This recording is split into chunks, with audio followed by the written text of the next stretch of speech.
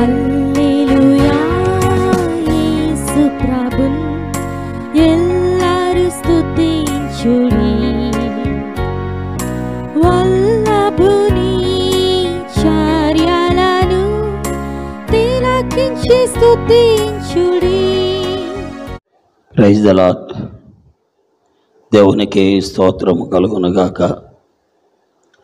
దైవ గ్రంథం బైబిల్ నుండి సామెతల గ్రంథం 11వ అధ్యాయము 22వ వచనాన్ని చదువుతున్నాం.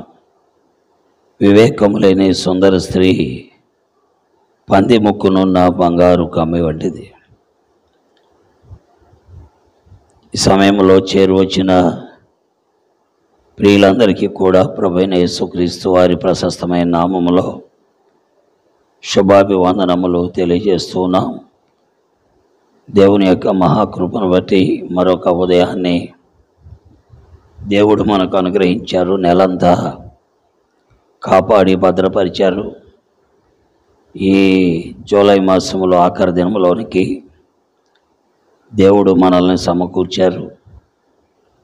దేవుడు మన ఎడల చూపిన ప్రేమ, భద్రత, క్షేమము, ఆదరణ, వీటన్నిటిని బట్టి దేవుని ఎడల మనము కృతజ్ఞత కలిగిన వారు ఉండాలి. సామెతల గ్రంథం 11వ అధ్యాయం 22వ వచనములో వివేకము లేని సుందర స్త్రీ పంది ముక్కునున్న బంగారు కమ్ము వంటిది అని వ్రాయబడి ఉంది. అనగా ఒక అందమైనటువంటి జీవితాన్ని కలిగి ఉండి వివేకము లేని వ్యక్తిగా, జ్ఞానము లేని వ్యక్తిగా ప్రవర్తిస్తే ఆ వ్యక్తి కంటే ఆ వ్యక్తిని దేంతో పోలుస్తున్నారు అంటే పంది ముక్కున ఉన్న బంగారు కమ్మితో పోలుస్తున్నారు. పందికి ముక్కుపుడు కుట్టించి బంగారు కమ్మి పెట్టామనుకోండి, ఏం జరుగుతుంది? అది దాని విలువ తెలియక వెళ్ళి అశుద్ధములో మూతి పెడుతుంది. అలాగే వివేకము లేని అందమైనటువంటి ఒక వ్యక్తి పరిస్థితి కూడా అదే. అంటే పందికి బంగారపు కమ్మి ఎలాంటిదో అందంగా ఉండే ఒక వ్యక్తికి వివేకము లేకపోతే వారు స్త్రీలైనా పురుషులైనా అలాంటి వారే. కాబట్టి దేవుని వాక్యము సెలవిచ్చే సత్యాలు చాలా విలువైనవి. అందుకే ప్రతి ఒక్కరూ దైవ గ్రంథాన్ని కలిగి ఉండాలి. దైవ గ్రంథములో ఉన్న వాక్కులను చదివి జ్ఞానవంతులు కావాలనేదే దేవుని యొక్క చిత్తం. ఈనాడు మానవ లోకంలో ఉన్నటువంటి వ్యక్తులు అన్నీ చదువుతారు, కానీ దైవ గ్రంథాన్ని మాత్రం వారు చదవరు. అందువల్లే వారు విద్యావంతులైనప్పటికీ, జ్ఞానులైనప్పటికీ, పండితులైనప్పటికీ, పెద్ద పెద్ద ఉద్యోగాలు చేస్తున్న వ్యక్తులైనప్పటికీ, సుందరమైనటువంటి వ్యక్తులైనప్పటికీ, అందముగా ఉన్నటువంటి వ్యక్తులు స్త్రీలు పురుషులైనప్పటికీ వారు వివేకము లేని అజ్ఞానుల కింద లెక్క.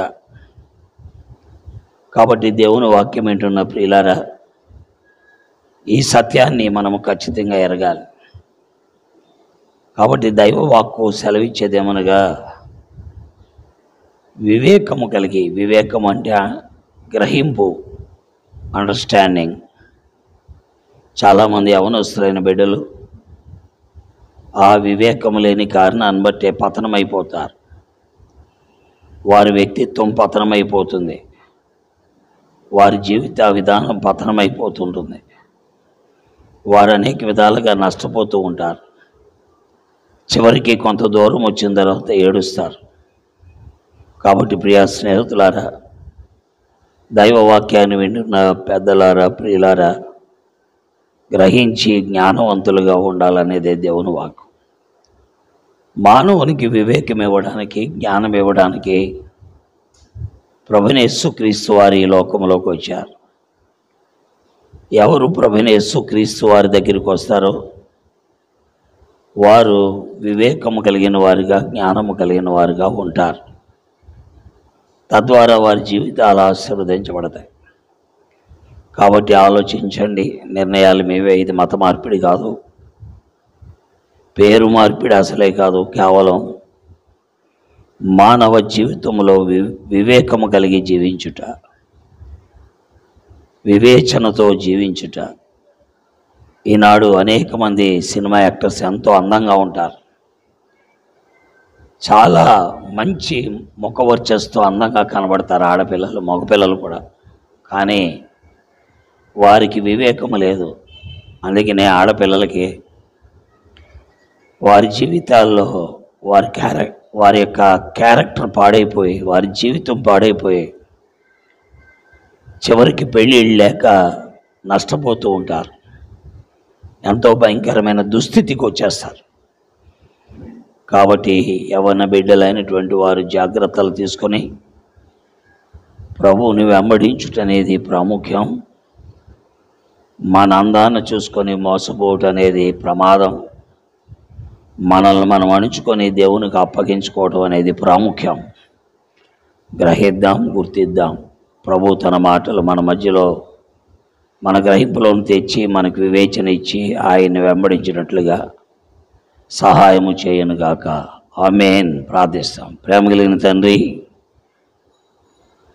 పరిశుద్ధుడైన నమ్మకమైన మా దేవా, నీ ఘనమైన నామం కొరకే మీకు వందనాలు. నీ సత్యవాక్కును ధ్యానించే కృప ఇచ్చారు. నీ వాక్యమును గ్రహించుటకు, జ్ఞానము కలిగి జీవించుటకు, వివేచనతో బ్రతుకుటకు ప్రతి ఒక్కరికి సహాయం చేయమని, వాక్యమును గ్రహింపులోకి తెమ్మని, వాక్యమును ముద్రించమని యేసుక్రీస్తు వారి దివ్య నామములో ప్రార్థిస్తున్నాం తండ్రి. ఆమేన్.